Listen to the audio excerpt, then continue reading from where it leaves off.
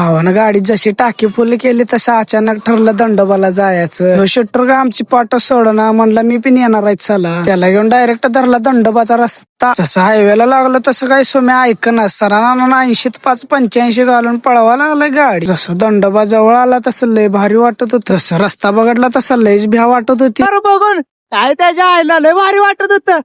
त्यात आणि असला डोंगरा भाव बघून मला तर लयच भारी वाटत होतं. आता बोलले आले तर तसं डायरेक्ट फिरूनच घ्यायचं सगळं. भूत आलं रे.